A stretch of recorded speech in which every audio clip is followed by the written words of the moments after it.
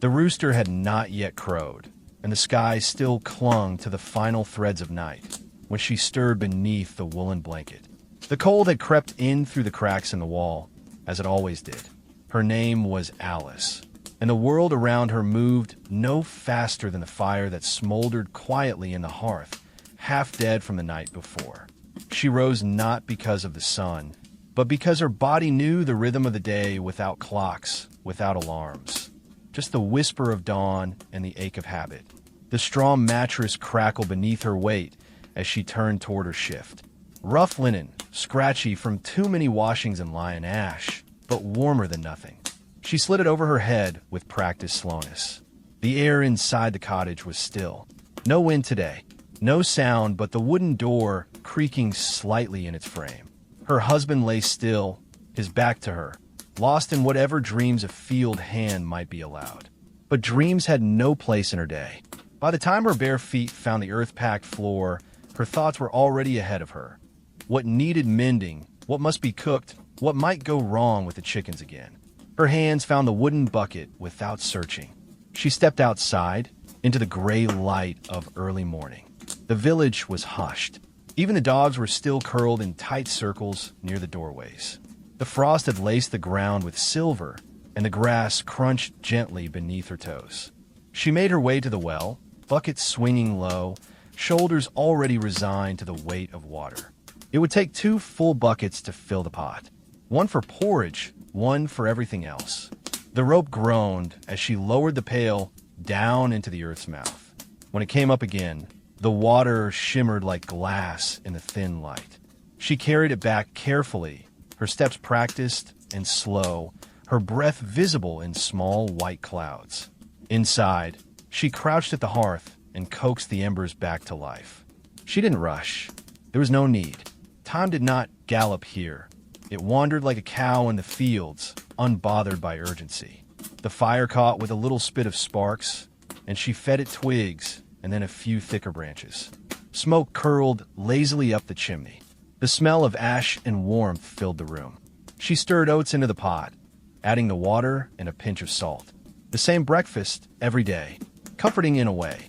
Her son would be up soon, rubbing sleep from his eyes and asking the same question he always did. Was there honey? There never was. That little sweetness was for holy days and rare favors from the beekeeper. The porridge cooked slowly. She watched it bubble, the firelight dancing on the pot's surface, her mind wandering across tasks like a slow stream over rocks. She would spin after this, then mend a rip in her apron. The goat stall needed cleaning, and the turnips in the cellar had begun to rot. She had smelled it yesterday, but hadn't had time to dig through them. That would come today, perhaps before the sun reached its highest. The boy came in, rubbing his eyes, hair tousled like a haystack. She offered him a wooden bowl and watched him eat. He said little. He didn't need to. This was the kind of house where quiet filled the air like smoke, ever present and not unwelcome. Her husband finally stirred, and soon his heavy boots echoed on the floor. He nodded, she nodded, and he was gone, off to the fields like always. She didn't envy him the plow, but nor did she pity him. Their labors were different, but both wore the body down in the same slow way. She cleared the bowls and poured what was left into the scraps bucket for the pigs. Then she reached for her spindle. The wool was coarse, carded just enough to pull in a thread. Her fingers knew this work like old friends know each other's silences. Pull, twist, wind. Pull, twist, wind. The spindle spun slowly in the air, humming a quiet little tune of its own. Outside, a cart creaked by, iron-rimmed wheels rumbling over stone. A rooster crowed late. Somewhere, a dog barked once, then fell silent. She spun for an hour, maybe 2. It didn't matter. There was no bell to tell her when to stop. Only the feel in her shoulders and the weight of chores still waiting. She stood, stretched her arms over her head, and moved toward the goat pen. The goat, as always, bleated her irritation at having been kept waiting. Alice smiled faintly and crouched to milk her, careful not to spill. The milk was warm, a small comfort in the morning chill. She would strain it later and set it by the fire to curdle. Cheese for the end of the week, if it's set properly. By midday, the sun had finally decided to show itself. low and pale in the sky. She pulled her shawl tighter around her shoulders and made her way to the cellar. The turnips greeted her with their soft, earthy rot, like the breath of an old man. She sorted through them slowly, tossing the worst to the pigs and saving what she could. The good ones she wiped clean and sent a basket. A stew could be made with these. Maybe tomorrow. Back above ground, the light had shifted. The cottage walls glowed faintly golden now, and dust motes floated like spirits in the shafts of sun. She swept the floor with a bundle of twigs, the same as always, back and forth, until the dirt seemed less alive. The boy was gone now, off with other boys chasing sticks or pretending to be knights. She didn't mind. Let them play while they could. The world would weigh them down soon enough. She sat on the stool and picked up her mending. The apron had a tear just below the hem, snagged on a nail, probably. She stitched it in tiny, even loops, humming to herself a tune with no words, just the ghost of a melody her mother once sang. The needle slipped through the fabric like a whisper, in and out, in and out. As the sun bent westward, the cottage grew dim again. Time, that slow river, kept flowing without her urging. She stood and fetched more water, washed the bowl for breakfast, and began slicing what vegetables she had for a stew. A bit of salt pork, a few wrinkled carrots, and a not-too-soft turnips. She dropped them into the pot and stirred slowly, letting the fire do the work. Her husband returned with dirt on his boots and weariness in his limbs. He said little. Neither did she. There was no need. They ate in quiet, the stew thick and hot, and then sat for a time before the fire, the boy leaning against her leg, eyelids drooping. She braided his hair with tired fingers, each loop another prayer for health, for sleep, for another quiet day. The fire crackled. Outside, the stars began to gather. A wolf howled faintly in the hills. The chickens had settled. The goat had stopped fussing. She rose, brushed crumbs from her apron, and led the boy to his straw bed. He didn't protest. His breath even out quickly, deep and slow. She watched him for a moment, then moved to her own side of the room. The hearth was nearly out now. Just a red glow remained. She added one last log, not for heat, but for comfort. She lay down beside her husband, the same way she had for many winters now. The blanket was scratchy. Her bones ached, but the stillness wrapped around her like a second skin. Outside, the wind began to pick up, brushing against the door like a memory. Inside, nothing moved but her breath. Slow, even, like time itself. Another day gone, another one to come. In a world where time was measured not by clocks, but by chores, there lived a woman whose name the world never remembered. Not because she wasn't kind or clever, but because she was like the rain or the turning of the earth, quiet, consistent, and certain. She was a peasant woman, and her life unfolded like a well-worn path across the fields. Each day followed the next, not with excitement or surprise, but with a rhythm as old as the soil beneath her feet. She rose before the sky turned pale, before birds sang, before smoke curled from neighboring chimneys.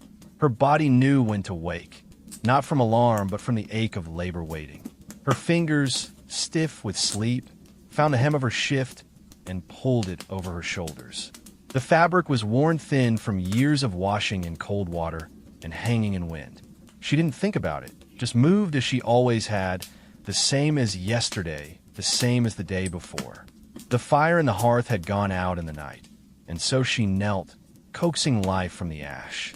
She blew gently, eyes half-lidded, knowing the spark would catch if she was patient.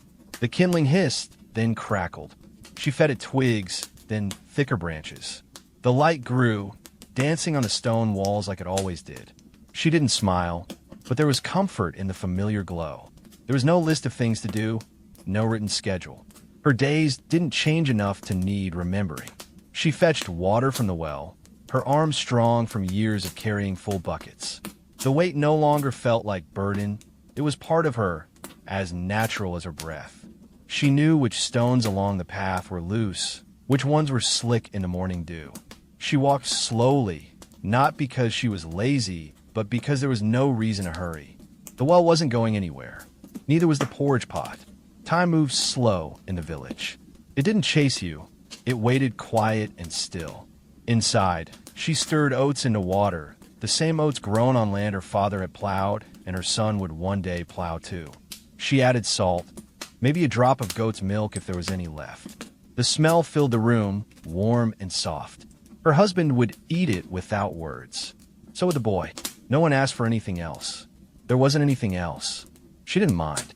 Hunger was worse than repetition. After breakfast, the day opened like a door to the same old path. She spun wool, her fingers working the spindle without thought. She could spin with her eyes closed. Twist, pull, wind. Over and over, the thread growing, her basket filling, the hours slipping by like clouds across the sky. It was quiet, save for the gentle hum of the spindle and the creak of the stool beneath her. Sometimes she hummed, not a song with words, just a sound that filled the space between the spinning. She rose when her back told her it was time, not a bell. Outside, the chickens scattered at her feet as she scattered grain. They clucked and pecked, frantic in their small world. She was never frantic. There was no room for that. She collected eggs in the same basket she used yesterday, the same one she'd use tomorrow. Her apron caught a breeze and fluttered. She squinted at the sky.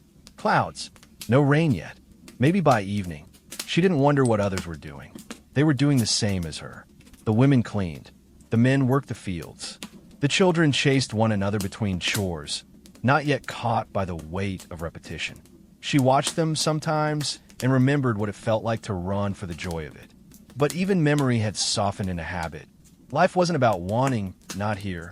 It was about doing, over and over, until you could do it in your sleep, and often you did. The goats needed tending. The garden needed weeding. She moved from task to task like a wheel turns. She didn't need to think about what came next. It came on its own, one after the other. Laundry on Mondays, bread on Wednesdays, scrubbing on Fridays. That was just how it was. If someone died, you made soup for their family. If someone married, you sewed them a new kerchief. But mostly, there were no occasions, just days. At midday, she rested not because she chose to, but because the sun told her to. She sat by the door, a piece of bread in one hand and her spindle in the other. She didn't stop working. She simply changed how. The thread still grew. The patterns still held. She watched the wind blow across the fields, bending the wheat like a mother bends over a child. She didn't speak. There was no one to speak to. The boy returned from gathering firewood. His cheeks were red, and he had a scrape on his arm. She wiped it gently with water and gave him the heel of bread. He grinned and ran off again. He would learn soon enough that running fades. For now, she let him go. She mended a shirt next, the needle dipping in and out of fabric like a fish darting in a stream. Her stitches were neat. They had to be. A loose seam meant cold wind in winter. A weak patch meant shame. She didn't want thanks. She wanted warmth. And pride, perhaps, but not the kind people notice. The quiet kind you carry alone. The sky turned gold, then pink. The cottage took on the color of dusk. Her husband returned, silent and heavy, like he always did. She handed him a bowl. He ate slowly. No talk, just chewing and the crackle of the fire. They didn't need words. They shared routine like others share laughter. The kind that binds people stronger than love. Because love wavers. Routine does not. The stew was thin. Just potatoes, cabbage, and what was left of the salted pork. It filled their bellies. That was enough. She scraped the bowls clean, poured water over them, and set them aside to dry. Tomorrow, the same. And the day after. The boy climbed onto her lap. She smoothed his hair. He fell asleep to the rhythm of her breathing. Her husband snored softly from the corner. She stared at the fire until it blurred. Then she stood, added another log, and lay down. The straw rustled. The cold crept in again. She wrapped her shawl tighter and closed her eyes. She dreamed not of change, not of faraway lands, but of more thread, more bread, more days just like this one. Not because they were exciting, but because they were hers. The next morning came the same way the last one had. No rooster needed. Just her body rising from the mattress like it always did, moving toward the hearth, toward the water bucket, toward the day. And the day welcomed her, not with noise, not with chaos, but with the stillness of knowing exactly what must be done. There were no seasons in her mind, only tasks. Planting meant longer days. Harvest meant sore fingers. Winter meant smoke curling slow from the chimney. Spring meant the scent of dung and growth together, strangely comforting. The world changed, yes, but in a circle, not a line. There was no end, just return. She didn't keep track of time with calendars. She kept it with muscle memory, with scars on her hands from hot pots and needles, with the smooth dip in the floor where she always knelt to stoke the fire, with the way her son was taller now, just a little, barely enough to notice, but enough to say the years were passing. And yet they didn't feel like they were. Each day mirrored the one before so perfectly. It was as if time had folded in on itself. She was both 20 and 40, both girl and mother. She remembered when her own mother had spun by this same fire. She would do the same until her daughter, if she ever had one, took up the spindle in turn. Sometimes a traveler would come through, dusty and full of stories. She listened politely. Pirates, kings, cities with stone roads and windows made of glass. She would nod, but when they left, she felt no envy. The fire still needed tending. The goats still needed milking. Glass didn't keep out the cold any better than clay when you had a draft. She knew other women in the village. They lived in the same rhythm. They bled at the same times. They gave birth the same way. They buried their parents and children the same way. They nodded at each other at the well, not because there was anything new to say, but because it mattered to be seen. If one of them fell sick, the others brought herbs. If one lost a child, they brought silence and warmth. No speeches, no platitudes, just presence.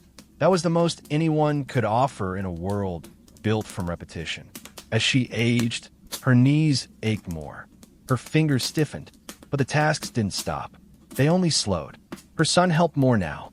Her husband needed her less. The world kept turning, and so did she. Even as her hair grayed, she bent to the same chores, the same routines. Because they were hers. They gave shape to the blur of life. One day, she would stop rising before dawn. Her body would rest longer than it ever had. The hearth would grow cold for a while. The spindle would sit untouched. But another woman would rise. Maybe her son's wife. Maybe a niece. Someone would kneel where she knelt. Stir where she stirred. Mourn for her quietly, then carry on. Because this life, this quiet, repetitive, rooted life, was not hers alone.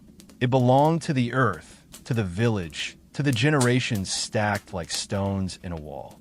And though no one would write her name, she had lived a life full of purpose, full of motion that never sought attention, full of days that stacked upon each other until they formed a legacy not in words, but in worn paths and calloused hands. And so, the fire would be lit again. The bucket carried, the oats stirred, the goat milked, and the wheel would turn once more. Silence was not empty in her world. It was full, heavy, present. It settled into the corners of the cottage like dust, tucked itself into the folds of her apron, hovered above the fields like morning mist. She did not fear it. She lived beside it, woke beside it, breathed it in every day of her life. Stillness wasn't rare or sacred. It was the very thread from which her world was stitched. Long before the sun climbed over the hills, the stillness began.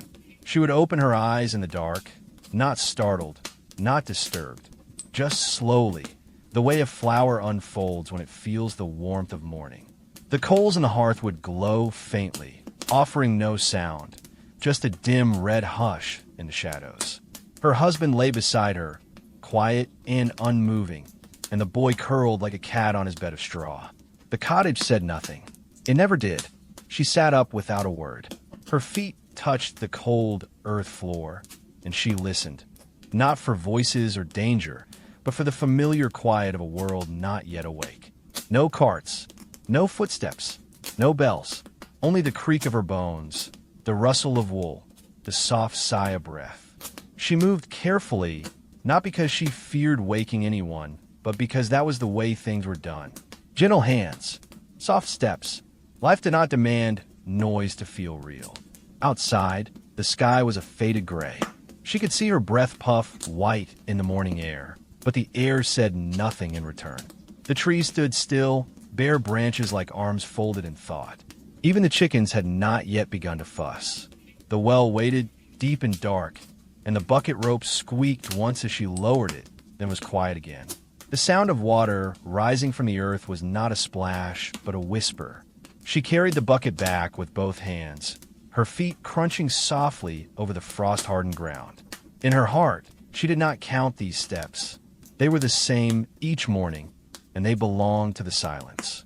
The kind that presses against your ears until you forget what noise ever felt like. Inside, the fire had begun to fade, and she fed it twigs one by one. The flames took their time, licking slowly at the wood. She watched the smoke curl up the chimney like a ghost remembering its way home. She didn't hum. She didn't sigh. She stirred the pot with a wooden spoon, and even that made barely a sound. Just a soft scrape, round and round. The boy rose next. He shuffled across the floor, rubbed his eyes, and sat. No questions, no chatter, just hunger and trust. She handed him a bowl. He ate quietly. It was a quiet breakfast in a quiet house on a quiet morning. The silence wasn't awkward. It was woven between them like another blanket. Even steam rising from the porridge made no sound. Her husband left with the same grunt he always gave. Not unkind, just matter of fact. His boots thudded once on the threshold, then faded into the nothing. She sat alone for a while after that, watching the fire. Not because she was waiting, but because there was nothing pulling her forward. No bell to chase, no voice to answer, no clock to obey. The stillness stretched unbroken. She spun her wool that day, as she did every day. And though the spindle hummed faintly as it turned, it was not a song. It was a murmur, a whisper shared between hands and thread. The spinning never interrupted the silence. It lived beside it. Time did not race in this place. It drifted. Her thoughts drifted too, not loud and sharp, but soft, slow like leaves on a pond. Even when she worked outside, the fields did not shout. The crows called from time to time, but the trees did not answer. The earth did not moan beneath her feet. It simply bore her weight. When she bent to weed the garden, her breath came quiet and slow. When she milked the goat, the only sound was the gentle pat-pat into the pail. Even the goat had grown used to the quiet. It stood still, chewing slowly, eyes half closed. Sometimes, other women passed on the path, carrying baskets or firewood or little ones at their hips. They nodded. Sometimes they murmured a greeting, but more often they didn't. There was a peace in being together in silence, a kind of understanding deeper than words. Words could bend or break. Silence could hold. She mended clothes by the fire in the early afternoon. The needle moved in and out of cloth, stitch after stitch. She didn't count them. She didn't need to. Her hands knew the way. The cottage creaked once, long and low, like an old man stretching. She smiled faintly and returned to her sewing. The boy came in again, cheeks flushed from wind or play. He showed her feather he'd found. She took it gently and tucked it into the basket. She didn't speak. Neither did he. They just sat, he at her side, she with her needle. The fire made a soft crackle. The clock ticked, if they had one. But they didn't. So instead, the sun shifted and the light in the cottage turned gold, then dim, then dusky. Evening came like a sigh. Her husband returned. She ladled stew into bowls, the ladle quiet in its work. They ate. The boy leaned against her. The man leaned against the wall. And the silence returned to its rightful place at the table. Not cold, not empty, just there. She didn't long for noise. Sometimes she heard stories of cities with clanging bells, of streets full of yelling and laughter and shouting and carts and songs. But that world seemed distant, like the stars. Beautiful, perhaps, but not for touching. She liked it here, where you could hear your own breath and feel your thoughts settle instead of scatter. At night, when the fire was low and the boy already dreaming, she sat with her knitting. Each loop and pull matched her breathing. The dog outside had curled into sleep, and even the wind had gone to bed. She did not think about tomorrow. It would be the same. Still, steady, quiet. She did not dread it. There was comfort in knowing what shape your day would take. No sharp corners, no surprises, just this soft hum of hours. When she lay down, the straw bed rustled slightly. She shifted once, pulled the blanket up to her chin, and closed her eyes. Not with urgency, not with fear, just with the same gentle motion that had followed her through the day. A motion learned from the silence itself, the way it moves without moving, the way it carries everything without effort. She slept deeply, not because she was exhausted, but because there was nothing left unspoken, nothing unfinished. Everything she had done fully. Every moment had passed in calm. And when morning came again, it would come the same way. Not with bells or cries, but with the gentle kiss of dawnlight and the patient presence of stillness. She would rise, and silence would rise with her.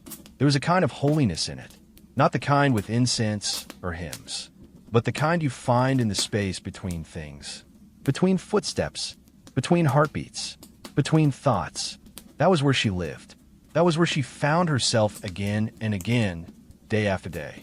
And though no one far away would ever hear of her, those who lived near her would remember. Not for her laughter, though it was kind. Not for her stories, though she had a few. But for the way she moved through the world like a prayer. Quiet, slow, full of presence. In a world that never rushed, she never ran. In a house that never shouted, she never raised her voice. In a life shaped by silence, she listened more than she spoke. That was her way. That was the way of stillness.